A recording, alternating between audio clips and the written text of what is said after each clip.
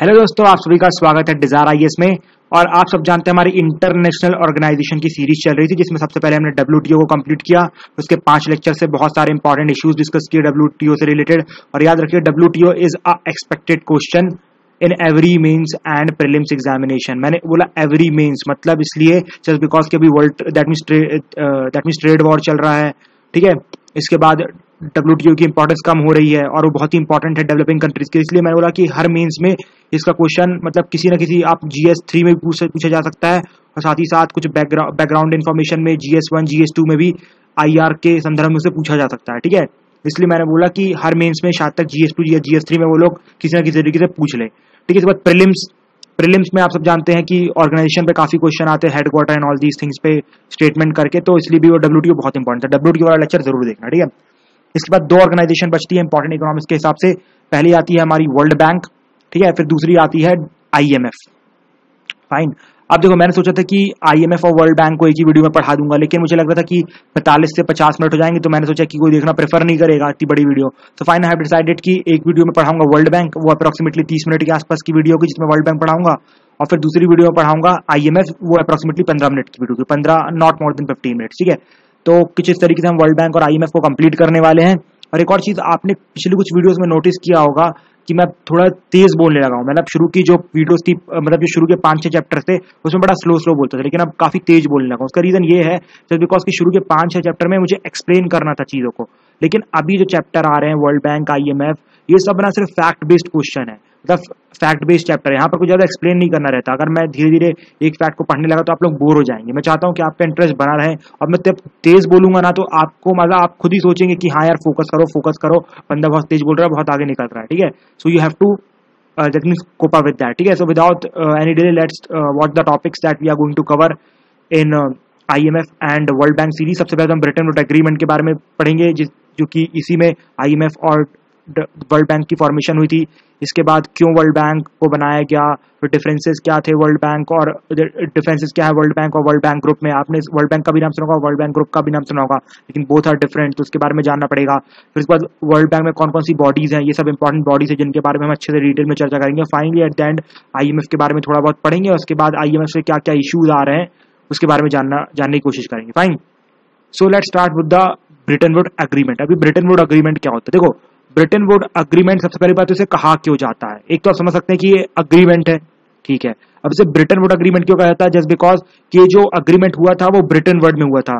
USA में new Hampshire नाम की एक सिटी है, ठीक है, स्टेट है, वहां पर ये एग्रीमेंट हुआ था, ठीक है। अब जब ये एग्रीमेंट हुआ था तो यहाँ पर 2 बॉडीज निकल के आती है, जिस 2 बॉडीज कौन कौन सी निकल के आती है? एक आती है वर्ल्ड बैंक और दूसरी निकल के आती है IMF। इसलिए वर्ल्ड बैंक और IMF को हम एक चीज और बोलते हैं, आपने सुना होगा, दोनों कंबाइन क्या बोलते हैं? World bank and IMF, these are Bretton Wood twins. मतलब कि समझ रहे, ट्विंस का मतलब समझ रहे हैं ना, कि दोनों के दोनों ब्रिटेन वुड से निकले हैं, इसलिए इन्हें मतलब ब्रिटेन वुड ट्विंस भी बोला जाता है। फाइन।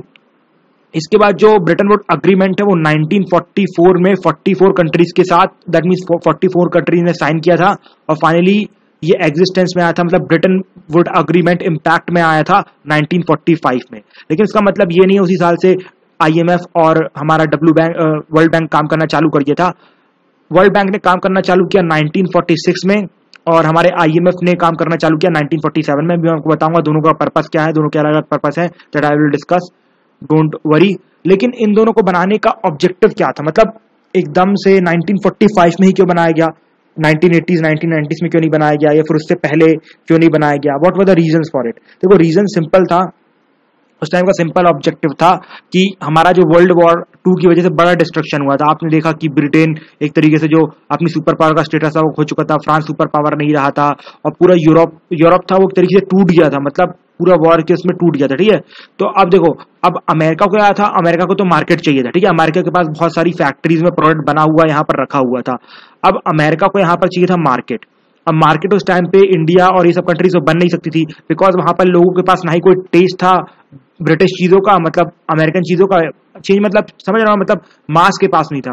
जो अर्बन सेक्शन था वहां पर तो था, लेकिन मास मतलब दैट मीन्स, लेकिन यूरोप में वहां पर टेस्ट भी बहुत अच्छा था और यूरोप की जो मतलब परचेसिंग पावर भी बहुत अच्छी थी, और उस टाइम पे इंडिया जैसी कंट्रीज की परचेसिंग पावर अच्छी नहीं थी। तो उस टाइम पे सबसे बड़ा मार्केट क्या था अमेरिका के लिए? वो सबसे बड़ा मार्केट था यूरोप। इसलिए अमेरिका ने डिसाइड किया कि आई विल रिकंस्ट्रक्ट यूरोप, मतलब हम दोबारा यूरोप को कुछ इस तरीके से बनाएंगे कि यूरोप हमारा जो सामान है वो खरीदने को दैट मीन्स दोबारा लायक हो जाए, क्योंकि वर्ल्ड वॉर टू के बाद यूरोप लायक ही नहीं रहा था कि वो अमेरिकन सामान खरीदे, अमेरिकन गुड्स खरीदे। इसलिए अमेरिका ने डिसाइड किया कि we will reconstruct Europe again. उसी के लिए ये वर्ल्ड बैंक और आईएमएफ की कंस्ट्रक्शन की गई थी। समझ गए? मतलब जो लोग बोलते हैं ना कि अमेरिका ने सोचा कि नहीं दोबारा वर्ल्ड बनाया जाए, हमें वर्ल्ड अच्छा चाहिए एंड ऑल दीस थिंग्स, ये सब फेक है, बकवास के कॉन्सेप्ट है। सिंपल बात ये थी कि उसे मार्केट चाहिए। अगर इतना ही अगर अमेरिका को था तो उसने आज तक दैट मीन्स अफ्रीकन कंट्री को क्यों नहीं डेवलप किया? इंडिया को अभी भी पैसे देने को क्यों मना करता है? क्यों जो हमें जो पेरिस एग्रीमेंट से पीछे हो गया? दैट मीन्स जगह जगह क्यों जाके सिविल वॉर करवा देता है? इराक में क्यों घुसा हुआ? बाहर क्यों नहीं आ जाता? अफगानिस्तान में क्यों अटैक करवा दिया? बेवजह टेररिज्म का नाम लेके अपने अपने मतलब बड़े बड़े ह्यूमन राइट की दैट मीन्स तंबू दिखा के कंट्रीज को डिस्ट्रॉय कर रहा है। ठीक है, so just try to remember the real objective of US, it is just market. मतलब उसे मार्केट चाहिए था, वो यूरोप था, इसलिए उसने यूरोप को रिकंस्ट्रक्ट किया। फाइन। इसके बाद वर्ल्ड बैंक और आईएमएफ में दोनों में कुछ कॉमन चीजें हैं वो देखते हैं। उससे पहले मैं आपको फिर से याद दिला देना चाहता हूं, हमने देख लिया कि ऑब्जेक्टिव क्या है वर्ल्ड बैंक का और हमारे आईएमएफ का। ठीक है, लेकिन अभी तक मैंने ये नहीं बताया कि वर्ल्ड बैंक करता क्या है और ये हमारा जो आईएमएफ करता क्या है। ठीक है, तो अभी इस लेक्चर में बताऊंगा कि वर्ल्ड बैंक क्या करता है, फिर अगले लेक्चर में बताऊंगा कि आईएमएफ क्या करता है। फाइन। तो दोनों में कुछ सिमिलैरिटीज देख लेते हैं। सबसे बड़ी सिमिलैरिटी हुई है कि दोनों का जो हेडक्वार्टर है वो वॉशिंगटन डीसी में। ठीक है, याद रखना। फिर इसके बाद एक और इंपॉर्टेंट चीज है, जो भी बंदा अगर आईएमएफ का मेंबर बनता है वो ऑटोमेटिकली वर्ल्ड बैंक का मेंबर बन ही जाता है। मतलब ये कन्वेंशन है, जो भी आईएमएफ का मेंबर बनेगा वो automatically bye convention by default किसका मेंबर बन जाएगा? वर्ल्ड बैंक का। फाइन। और इसके बाद मैं आपको ये भी बताऊंगा आगे अगले वाले लेक्चर में आईएमएफ वाले में कि क्यों बंदे मतलब लोग कंट्रीज परस्यू करती है कि आईएमएफ का मेंबर बने, क्या उनसे उन्हें फायदा होता है आईएमएफ का। ठीक है, तो ये भी आपको अगले लेक्चर में बताऊंगा। उससे पहले आपको ये भी बता दूं कि अभी तक दैट मींस वर्ल्ड बैंक और आईएमएफ मतलब टोटल आईएमएफ में कितनी कंट्रीज हैं, मतलब दोनों बॉडीज में मिला के 189 कंट्रीज हैं। ठीक है, जो आईएमएफ में कंट्रीज मेंबर बन ऑटोमेटिकली वर्ल्ड बैंक में बन जाएगी। दोनों में कितनी कंट्रीज हुई? दोनों में 189 कंट्रीज हैं। टोटल वर्ल्ड में कितनी कंट्रीज है? 191। लोग 192 भी बोलते हैं, लेकिन 192 वाली डिस्प्यूटेड है। ठीक है, तो अभी तक उसका 192 वाले का जो सॉवरेन स्टेटस है वो फिक्स नहीं हुआ है। फाइन। और हो सकता है ये नंबर चेंज हो गया हो। ठीक है, मतलब जिस टाइम पे आपके सामने वीडियो आए, तो अगर ये चेंज हो गया तो you have to change according to yourself. Fine.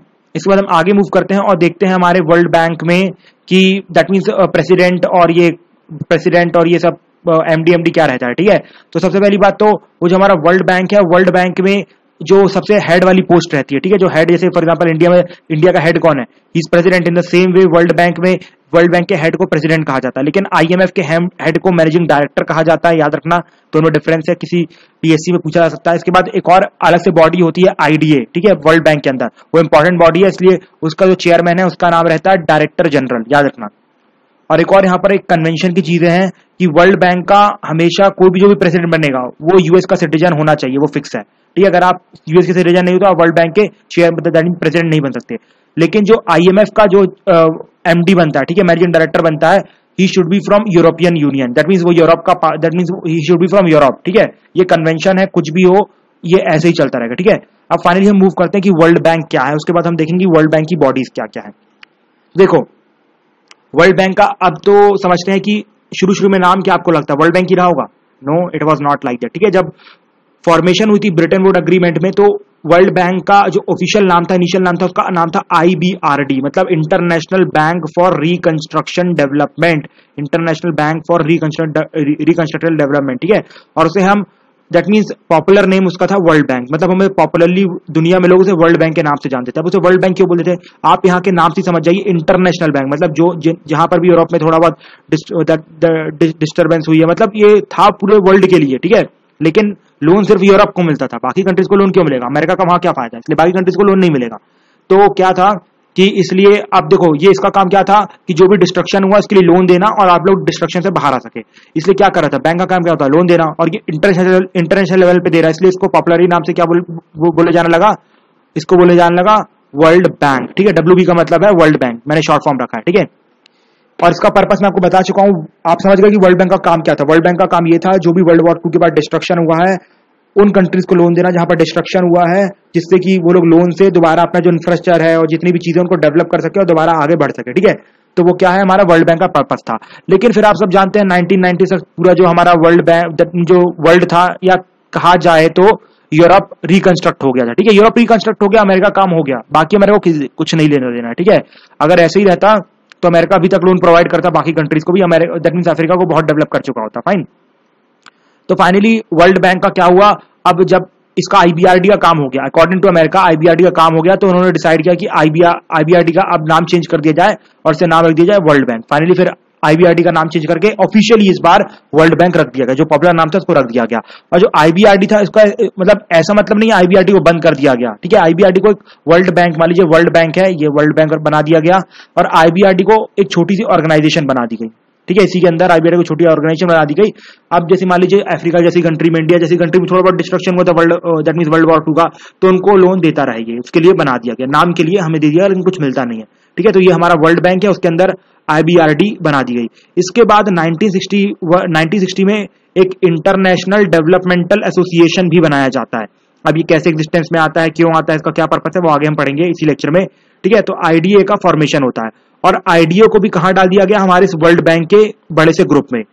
और अब जब आप बोलेंगे आईबीआरडी प्लस आईडीए, जब दोनों मिलते हैं उसे हम वर्ल्ड बैंक बोलते हैं, क्योंकि आईबीआरडी भी लोन प्रोवाइड कर रहा है, आपने देखा कि जहां वर्ल्ड का डिस्ट्रक्शन हुआ है, और आईडीए भी लोन प्रोवाइड करता है, ठीक है। इन दोनों लोन प्रोवाइडिंग बॉडी को बड़े से वर्ल्ड बैंक के ये खंबे में डाल दिया गया और इन दोनों को जब मिला देते हैं उसके बाद ही हम उसे वर्ल्ड बैंक बोलते हैं, ठीक है।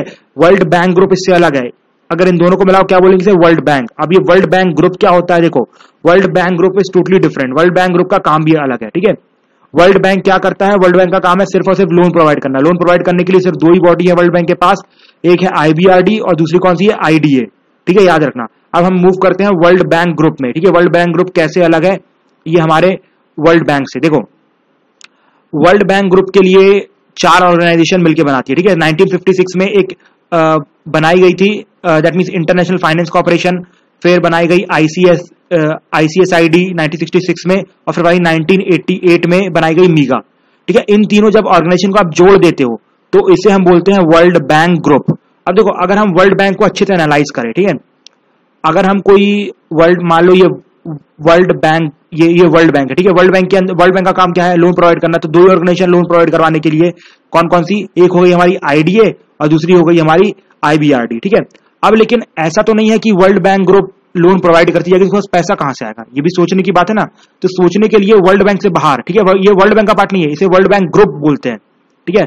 इसके लिए अलग ऑर्गेनाइजेशन बनाई गई जिसका नाम है वर्ल्ड बैंक ग्रुप, ठीक है। वर्ल्ड बैंक ग्रुप, इसके अंदर 4 ऑर्गेनाइजेशन है, ठीक है, ये सॉरी 3 ऑर्गेनाइजेशन आप देख सकते हैं, 1 2 3, ये तीनों के नाम लिखे हुए हैं। इनका काम क्या है, इनका काम यह है कि ये जगह जगह क्या करवाते हैं, इन्वेस्टमेंट करवाते हैं, और से जो भी प्रॉफिट होता है, जो भी प्रॉफिट होता है वो थोड़ा बहुत प्रॉफिट ये वर्ल्ड बैंक को देते हैं और वर्ल्ड बैंक क्या करता है, लोन देता है, ठीक है। तो इस कुछ तरीके से वर्ल्ड बैंक काम करता है। वर्ल्ड बैंक ग्रुप मतलब वर्ल्ड बैंक ग्रुप का क्या काम है, इन बाहर दैट मींस बड़ी बड़ी जो कंट्रीज हमारे पास इन्वेस्टमेंट करना, प्रॉफिट कमाना, चीजें बेचना, इन्वेस्टमेंट लाना कहीं कहीं से, ठीक है। इन सब से प्रॉफिट मिलता है, दलाली मिलती है, और दलाली का पैसा कहाँ जाता है, ये यहाँ पर लोन देने के लिए जाता है, और इस तरीके से लोन दिया जाता है वर्ल्ड बैंक के द्वारा, ठीक है। तो आप समझ गए वर्ल्ड बैंक ग्रुप क्या है और वर्ल्ड बैंक क्या है, दोनों में डिफरेंस है, ठीक है, याद रखना।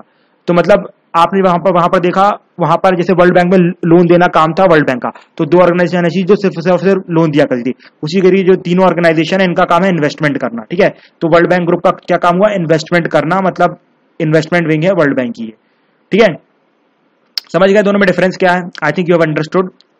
अब हम मूव करते हैं, अब एक ऑर्गेनाइजेशन पढ़ेंगे, पांचों ऑर्गेनाइजेशन पढ़ेंगे, आईबीआरडी, आईडीए और ये तीनों ऑर्गेनाइजेशन मिला के पढ़ेंगे, ठीक है। सबसे पहले हमारे सामने आती है आईबीआरडी। देखो आईबीआरडी का क्या काम है, आईबीआरडी का काम है लॉन्ग टर्म के लिए लोन देना, ठीक है।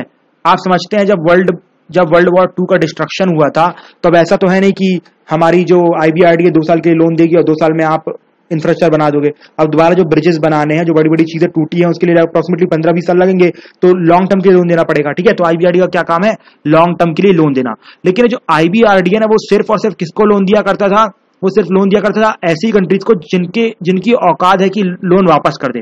फॉर एग्जाम्पल ब्रिटेन, फ्रांस और बाकी जो यूरोप की बड़ी बड़ी कंट्री है, फॉर एग्जाम्पल जर्मनी, ठीक है, सिर्फ उन्हीं कंट्री को लोन देता है जो लोग मतलब इसको अच्छा इंटरेस्ट रेट भी दिया। ऐसा नहीं कि मतलब गरीब जैसी अपन इंडिया जैसी चाइना जैसी उस टाइम की जो कंट्रीज थी गरीब थी उस टाइम पे, तो उन सबको लोन नहीं दिया करते, सिर्फ बड़ी बड़ी कंट्रीज को लोन दिया करता था। इसलिए वर्ल्ड बैंक सिर्फ किसका रिकंस्ट्रक्शन कर पाया, हमारे यूरोप का, बिकॉज उसको अलाउड था सिर्फ और सिर्फ बड़ी कंट्री को लोन दे रहा। अभी भी ये सिर्फ और सिर्फ बड़ी कंट्री को ही लोन देता है, लेकिन अब ऐसा नहीं है कि वर्ल्ड बैंक सिर्फ बड़ी कंट्री को लोन देता है। अब जब देखो IBRD ने बड़ी बड़ी कंट्री को लोन दिया तो उससे अब बहुत सारा पैसा आया, मतलब इंटरेस्ट रेट बहुत ज्यादा आने लगा, बिकॉज इनसे इंटरेस्ट रेट बहुत ज्यादा लेगा। तो और ऊपर से क्या था कि इसकी क्रेडिट मतलब जो क्रेडिट रेटिंग जो रेटिंग थी, आप जानते ना क्रेडिट रेटिंग, मैंने आपको याद है बताया था, that means in money market and capital market chapter में, वहां पर मैंने आपको क्रेडिट रेटिंग बताया था। तो उस टाइम पे इसकी जो क्रेडिट रेटिंग थी IBRD की वो बहुत ज्यादा थी, जिसकी वजह से इसे ना चीप लोन भी मिल जाया करते थे, मतलब लो इंटरेस्ट पे लोन भी मिल जाया करते थे, जिससे कि उसके पास बहुत बड़ा फंड डेवलप हो गया, ठीक है, लोन से। और ऊपर से जो लोन ये दिया करता था उसमें इंटरेस्ट रेट ज्यादा वसूला करता था, जस्ट लाइक RBI, ठीक है। तो एक बहुत बड़ा पैसा इसके पास अप्रोक्सीमेटली $14 मिलियन का कॉर्पस जमा हो गया, उस टाइम पे बहुत बड़ी बात थी, ठीक है। 1960s के आसपास 14 मिलियन का पैसा जमा होना बड़ी बात थी। तो उससे क्या किया, अब IBRD तो सिर्फ बड़े लोगों को लोन दे रहा था, तो अब फाइनली वर्ल्ड बैंक ने डिसाइड किया कि हम एक और ऑर्गेनाइजेशन बताएंगे, मतलब वर्ल्ड बैंक के अंदर जो छोटे लोगों को लोन देगा, मतलब इंडिया जैसी कंट्री को लोन देना चालू करेगा। तो ये $14 मिलियन से एक नई ऑर्गेनाइजेशन बनाई गई जिसका नाम था IDA। समझ गए कि IBRD जब मतलब बड़े बड़े लोगों का पेट भर गया, उसमें से जो भीख मिली उससे IDA बनाया गया कि छोटी मोटी गरीब कंट्री को भी थोड़ा बहुत पैसा दे दिया जाए, ठीक है। तो IDA काम का है, आइडिया का काम है कि जो छोटे मोटे गरीब नेशन है हमारे इंडिया जैसे, उन सबको लोन देना लॉन्ग टर्म पर्पस के लिए, मतलब 15-20 साल के लिए लोन देना, ठीक है। ये काम था किसका, आइडिया का। सेम पर्पस वही है, developmental purpose, for example infrastructure develop करना, एजुकेशन डेवलप करना, हेल्थ डेवलप करना, इन सब के लिए आइडिया हमारी गरीब कंट्री को लोन देने लगा। और ये जो आइडिया है वो इंटरेस्ट रेट भी थोड़ा बहुत छोटे रेट पे लेता है, ठीक है।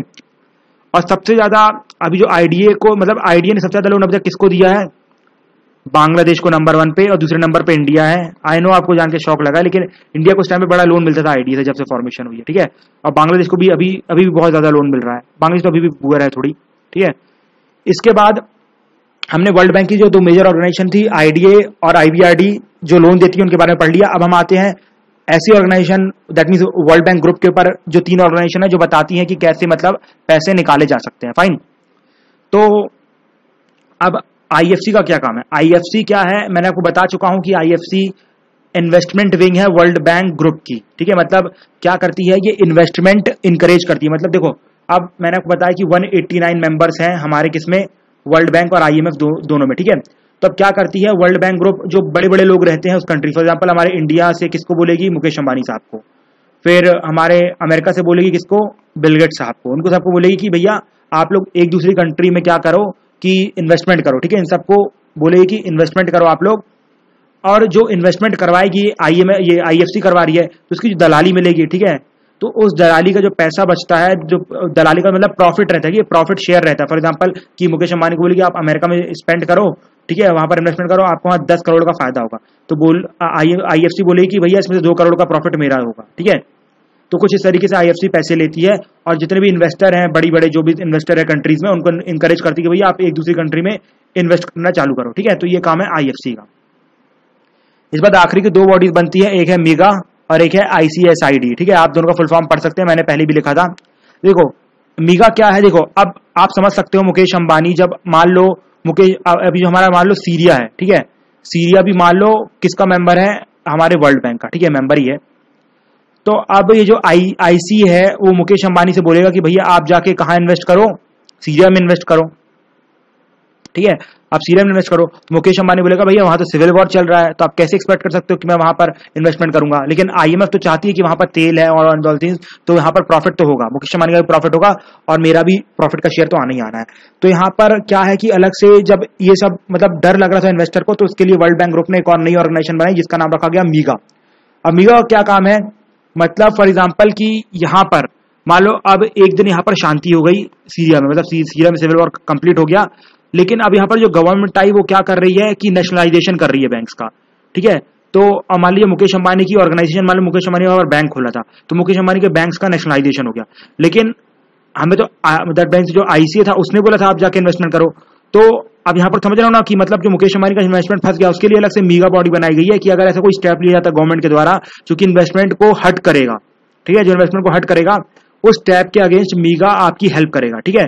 अब मान लो मुकेश अंबानी जैसा जहां पर बोला था कि सीरिया में तो भैया हो सकता है कि वो लोग मेरी जो बैंक था उसका नेशनलाइजेशन करे, तो जो IFC बोलेगी टेंशन मत लो, हमने एक और ऑर्गेनाइजेशन बनाई जिसका नाम है मीगा, अगर ऐसा कुछ होता है तो आप मीगा के पास जाइए, मीगा उन लोगों को जाके समझाएगा आप ऐसा मत करो, आप ऐसा कुछ भी मत करो, ये मतलब हम आपकी इन्वेस्टमेंट के खिलाफ है, हमारी पॉलिसी के खिलाफ है, आप भी वर्ल्ड बैंक के मेंबर हो तो आपको ये मानना पड़ेगा, ठीक है। तो आपका फाइनली जो इन्वेस्टमेंट है वो बचा रहेगा। मतलब सिंपल शब्दों में कहा जाए तो इन्वेस्टमेंट को बचाने के लिए, ठीक है, इन्वेस्टमेंट को बचाने के लिए मीगा बॉडी का फॉर्मेशन किया गया है, ठीक है, समझ गए, ठीक है।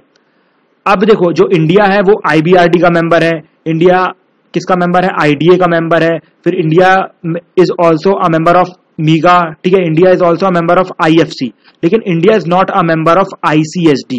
देखो ICSD क्या है, अब मान लो कि फॉर एग्जाम्पल किसी दैट मीन्स जो इन्वेस्टमेंट हुई थी, अब इसमें कोई डिस्प्यूट आ गया, ठीक है, कंट्री को लेके या कोई चीज को लेके डिस्प्यूट आ गया, एनवायरमेंटल क्लॉज आ गया, या कंट्री बोले कि नहीं आपको इतना प्रॉफिट नहीं देंगे जितना प्रॉमिस किया था, तो उसका मतलब है कोई डिस्प्यूट आ गया। अब उसके लिए कोई कोर्ट तो होना चाहिए ना, कि अगर डिस्प्यूट आ गया तो कोई कोर्ट सॉल्व करेगा। तो इन द सेम वे कि ICSD एक कोर्ट है, ठीक है, इट इज अ कोर्ट जहां पर अगर मान लो कोई डिस्प्यूट आ जाए तो मेंबर कंट्री जाके वहां पर कोर्ट में अपील कर सकते हैं कि भैया ये लोग ये प्रॉब्लम दैट मीन्स बोल रहे हैं, और अगर ICSID ने बोल दिया मेंबर्स को कि नहीं तुम गलत हो तुम सही हो, तो उन मेंबर्स को ये चीजें माननी पड़ेगी, इसलिए इंडिया इसका मेंबर नहीं है, ठीक है, India is not a member of ICSID, तो इसलिए ये वाली बॉडी हमारे लिए ऑर्गेनाइजेशन नहीं है, दैट मीन्स इंपॉर्टेंट नहीं है। लेकिन शुरू की जो 4 बॉडीज थी वो बहुत इंपॉर्टेंट है हमारे लिए, जस्ट बिकॉज कि India is member of all those organisation.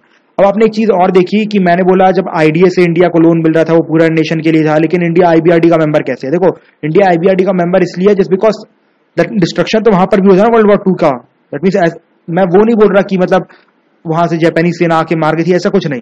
Destruction मतलब मेंटल डिस्ट्रक्शन, ये डिस्ट्रक्शन वो डिस्ट्रक्शन, हर टाइप का डिस्ट्रक्शन, ठीक है, जो भी वहां के दैट मीन्स जो ह्यूमंस थे, अब हमारे यहाँ के भी जो ह्यूमंस थे दैट मीन्स लोग थे, सैनिक थे, वो लड़ने तो गए थे ना बाहर, तो उन सबका जो डिस्ट्रक्शन हुआ है वो destruction is also consider under IBRD, तो इसलिए हम IBRD के मेंबर थे। वो बात अलग है कि हमें पैसा नहीं मिलता IBRD से, हमें लेकिन पैसा IDA से तो मिलने लगा ना, इसलिए India is a member of IBRD, ये याद रखना।